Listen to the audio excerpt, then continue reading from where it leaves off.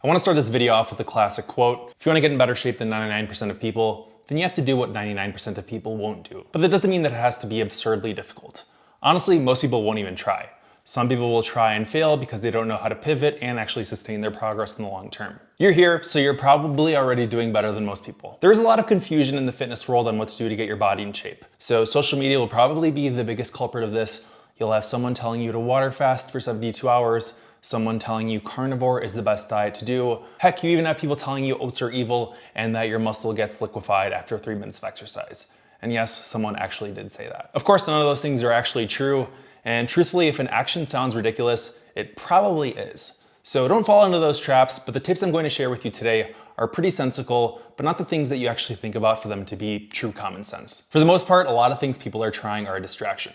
You know, the detoxes, the crazy Instagram workouts, all the random weight loss hacks you see, all a distraction.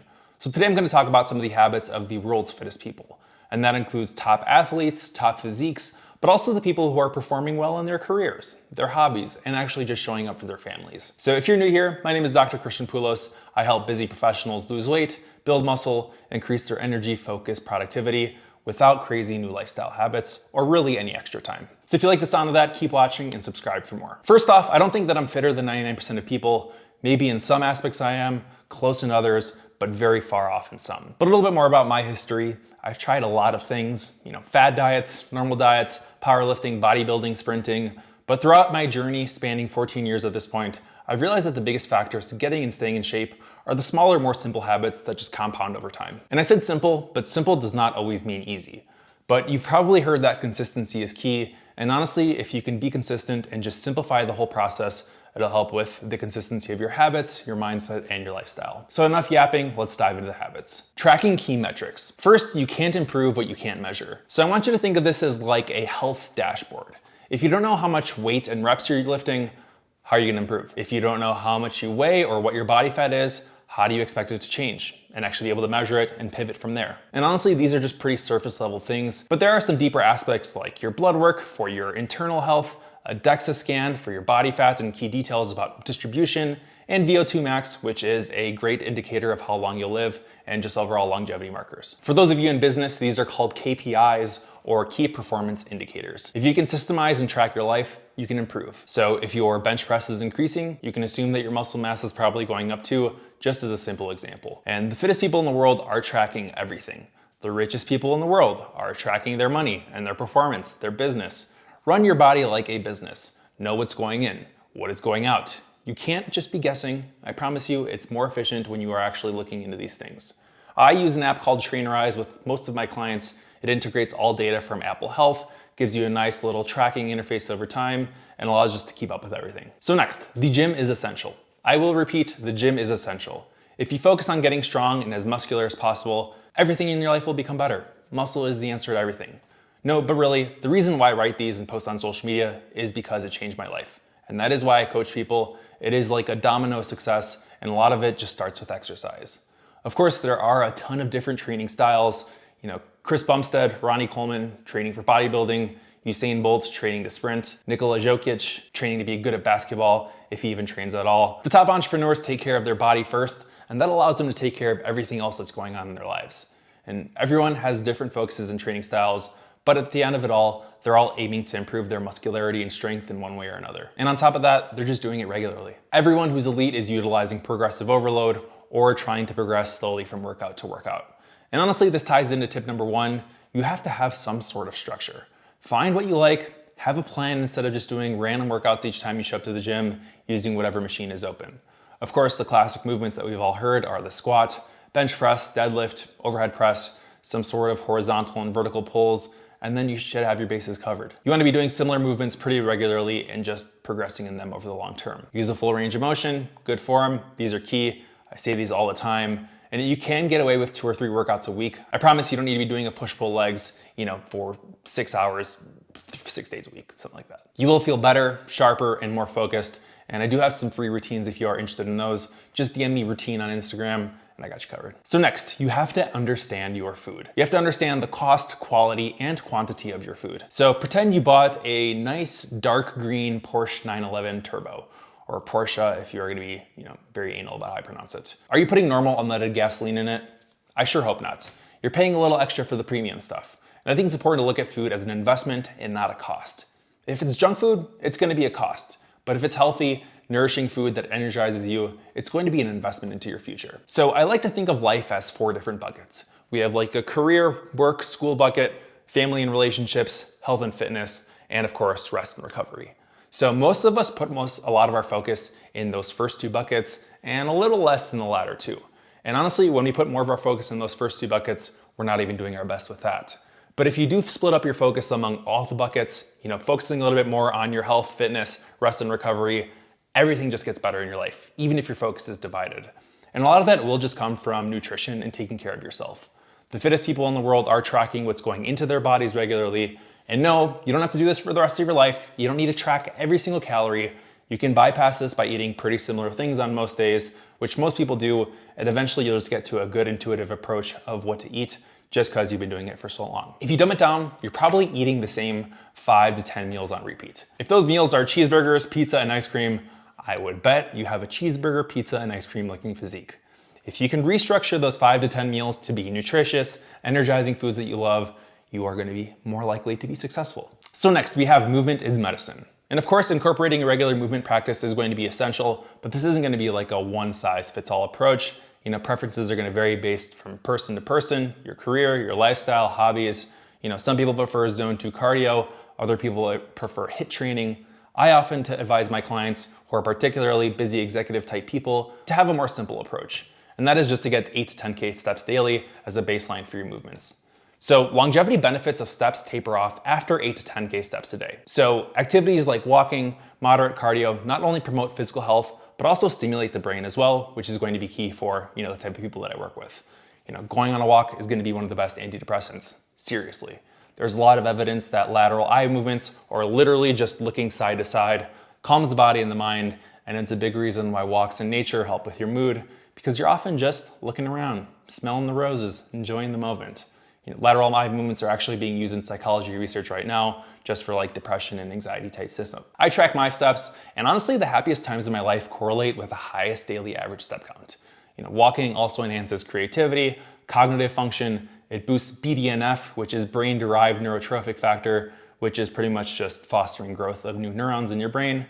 So it's a good thing. And when you're doing this outdoors amidst nature, of course, the benefits are going to be greater. So just get a walk outside. I recommend my clients always get 8 to 10K steps in nature and have that be a cornerstone habit of your life. It's going to be a ton of benefits, both body and mind. Just do it. Just do it. So now we have nutrient density. Back to nutrition for a moment, and really the thing that the fittest people in the world focus on is nutrient density. 90% of your calories should be coming from single ingredient, nutrient dense sources. You are going to feel fuller this way, sharper, focused, energized. Think about like 500 calories from McDonald's versus 500 calories from steak and eggs. It's going to be a whole lot different. So of course, protein is going to be priority. Aim for around 0.7 to 1 gram per pound of body weight. If you're new to fitness, this might seem like a lot, but if your diet is based around those single ingredient sources like meat, fish, eggs, yogurt, you're going to come close. But I get it. Life gets busy sometimes, or you want your mom's legendary cookies on Christmas. Maybe that's just me. So that is why the 90% whole food, 10% flexibility rule exists for me and most of my clients. So just throw in a vegetable and a fruit here and there, and you should honestly be pretty solid. Now we have our window of eating. Understanding your eating habits actually goes far beyond what's on your plate. It also extends to when you choose to eat as well. So this is honestly pretty overlooked. I think it's important to find your optimal eating window, and that can significantly impact your health, well-being, and focus is also another factor too. So each person has a unique rhythm to their eating preferences, whether it is skipping breakfast, which is me, or enjoying an early meal, my wife Abby. I advocate for what I call a pretty circadian rhythm type approach that's kind of tailored to your schedule. So here's the basic gist. You could base your meal timing around your sleep schedule. Your last meal should be around 3 to 5 hours before your bedtime to improve sleep quality and regulate your appetite in the next day. Trust me, going to bed full is not going to make for quality sleep. You've probably been there before. I have a core memory from high school where I had a burrito, big burrito, like an hour before bed, barely slept. But at the same time, you don't want to be starving either. Then you should plan to have your second meal 3 to 5 hours prior from that meal, and then your first meal accordingly. So for most people, 3 meals a day is a pretty solid balance, curbing hunger, preventing late night cravings, And the other approach is just to fast for the first 3 to 5 hours after waking up. This will budget more calories for later in the day when there might be more social opportunities or stressful situations that come up. I'll get into emotional eating for a second, but that's something to still mention. So for some people, 2 meals could work out well too. Skipping meals can disrupt this rhythm, leading to increased nighttime appetite, not something you want. I often hear my new clients being busy all day, skipping meals, and then when the evening comes around, they eat everything in sight. So establish semi-regular meal times basically. Something like this, your body is smart. It knows what to expect, and you can regain control over your hunger and break free from any unhealthy eating patterns. And then beyond that, also just understand the lifestyle habits of some of the fittest people in the world. I mentioned going on walks outdoors, so I think this also ties into it as well. Spend some time outdoors, enjoy the sun's natural energy that it gives. You don't need to spend all day in the sun. It's not realistic for a lot of people, but some outdoor time can reduce your stress, lower your cortisol levels, boost overall well-being, make sure that you're spiking melatonin production in the night, just by getting early sunlight in the day. So do the best you can here. Next, we have our relationship with food. So as you integrate these habits into your life, it's crucial to address your relationship with food. So most people, particularly those people that are out of shape, often turn to food as a coping mechanism to numb stress or their emotions. And honestly, the opposite is pretty true as well, using food as a celebration. So to break the cycle, I think it's key to develop ways of managing your emotions. I said taking a walk, that applies here, engaging in exercise. The habits are pretty simple.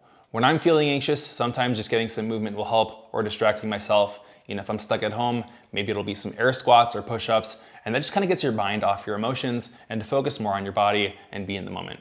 Truly, try this. I promise it's legit. Surprisingly, many people report a significant reduction in anxiety levels after doing this. So by adopting healthier coping mechanisms and understanding the root causes of your emotional eating, you can fix your relationship with food and just cultivate a healthier mindset overall. I think this one is going to be key. So now we have your sense of purpose.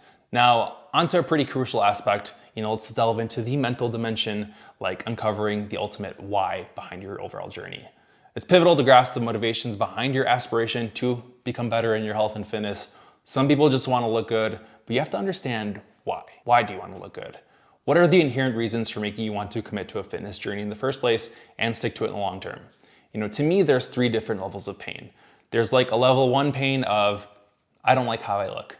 Level 2 might be, I don't like how I look because I was bullied as a kid. Level 3 might be, I don't like how I look because I was bullied as a kid and has made me feel inadequate my entire adult life. Sometimes it's helpful just to go a little bit deeper. That could be pretty, superficial for a lot of people. There may be a motivation of being a good dad, showing up for your family, instilling good habits for everyone. It goes a lot more deeper. It's important to look at and think about those things. Some people, it could be a health scare. Other people just want to have good physique, improve their performance for a sport that they're in, and the list goes on. I see this as like an overall voyage of self-discovery that leads to some good introspection, mindfulness, which are 2 great skills to develop for really any goal you have, fitness and beyond. I talk about clarity a lot. It really just does come down to clarity.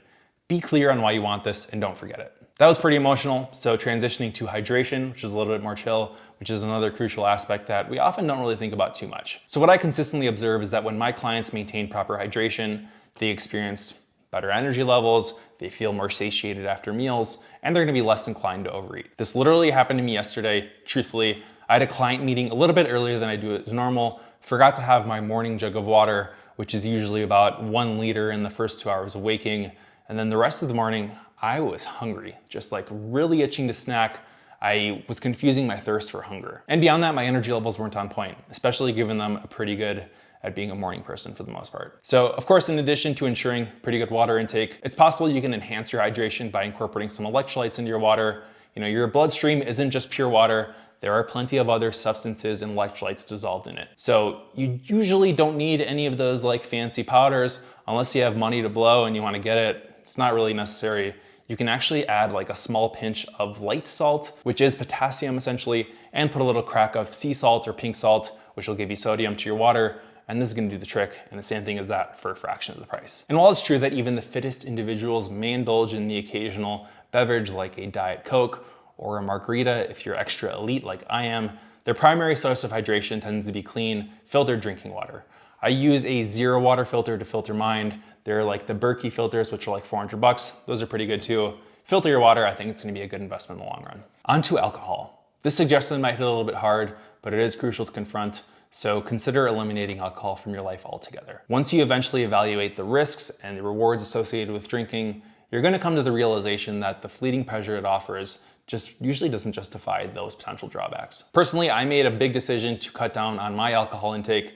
It was never super excessive to begin with, but it can get excessive on weekend nights, where you're out and you just get in the moment. So sometimes drinking a diet beverage or water in between drinks can help me enjoy the night more, have greater control over my consumption, and I feel like $1 million the next day. But even with moderation, I can't shake that feeling that the costs just outweigh the benefits overall. There is an aftermath of alcohol consumption, and that is usually, physical discomfort, a sense of lost opportunity. Just to get super philosophical with you, it's easy to get caught up in the momentary enjoyment, but I think just in fitness and everything in general, delaying gratification is a key thing to practice. There are long-term effects here on your productivity, overall well-being. They are significant. So reframe your perspective on alcohol, consider the broader impact on your life. You can make more informed choices that align with your goals and aspirations. So evaluate how much alcohol is helping you here. And if you don't drink it, awesome, good for you, keep it up. And now for long-term planning. Now the most pivotal aspect, preparing for the journey and the challenges ahead. A key aspect that many people overlook. So many attempt to achieve in 6 weeks, what should realistically take you 6 months or a year. I often emphasize to my clients that significant weight loss might indeed require 6 months, but I think the more important thing is maintaining that progress. That can look like 6 months after that or longer. The key is to make sure that these habits truly become ingrained in your identity. And it really is about the identity.